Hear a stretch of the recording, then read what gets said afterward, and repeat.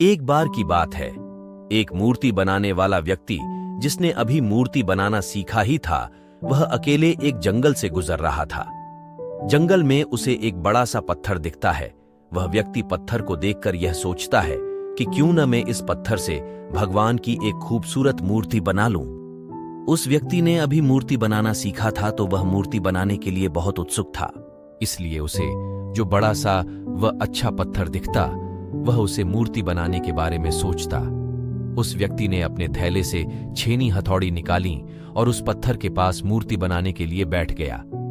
उसने जैसे ही छेनी हथौड़ी से पत्थर पर वार किया तो उस पत्थर से आवाज आई कि मुझे दर्द हो रहा है। वह आदमी आवाज सुनकर हैरान हो गया। उसने फिर से उस पत्थर पर वार किया।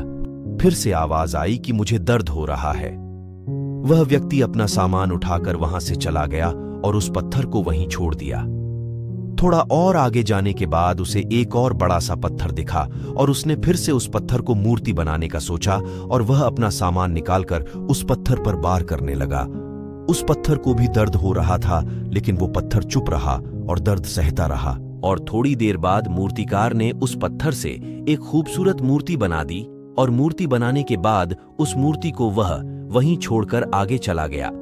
वह एक गांव में गया तो उसे पता चला कि गांव में एक नया मंदिर बना है जहां पर भगवान की एक मूर्ति की जरूरत है। तो उस मूर्तिकार ने उस गांव के लोगों से कहा कि मैंने अभी अभी जंगल में भगवान की एक मूर्ति बनाई है, तो तुम कुछ लोग मिलकर जंगल में जाओ और उस मूर्ति को इस मंदिर में स्थापित कर दो। तो उस गांव के लोग जंगल में जाकर मूर्ति को लाए और मूर्ति को मंदिर में स्थापित कर दिया। मूर्ति रखने के बाद गांव के एक व्यक्ति ने कहा कि मूर्ति का इंतजाम तो हो गया, लेकिन अब नारियल फोड़ने के लिए एक बड़े से पत्थर की जरूरत है। तभी उस मूर्तिकार ने कहा, तुम जंगल से जहां से यह मूर्ति लाए हो वहां से आगे कुछ ही दूरी पर एक पत्थर है, उस पत्थर को नारियल फोड़ने के लिए ले आओ। गांव वालों ने उस पत्थर को मूर्ति के बगल में नारियल फोड़ने के लिए रख दिया। एक दिन रात के समय मूर्ति और पत्थर बात कर रहे थे। पत्थर ने मूर्ति से कहा कि तू कितना खुश है, तेरी लोग पूजा करते हैं, तुझे सजाते हैं, मानते हैं, और मुझ पर नारियल फोड़ते हैं। मुझे नारियल की वजह से दर्द होता है। तभी वह मूर्ति पत्थर से बोली कि अगर उस दिन तू मूर्ति बनाने वाले का बार सहन कर लेता तो आज मेरी जगह तू होता और तेरी जगह मैं, लेकिन तूने वह बार सहन नहीं किया, इसीलिए तुझ पर आज लोग नारियल फोड़ते हैं और लोग मेरी पूजा करते हैं। तो दोस्तों, किसी ने क्या खूब कहा है कि जिंदगी जीना आसान नहीं होता, बिना संघर्ष के कोई महान नहीं होता।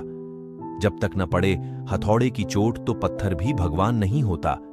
इसलिए जब भी आपको लगे कि आपकी जिंदगी में बहुत ज्यादा दर्द है, तकलीफ है, तो समझ जाइए कि इन्हीं दर्द और तकलीफ से आप में बदलाव होगा और इसके बाद आपका मीठा वाला फल इंतजार कर रहा है।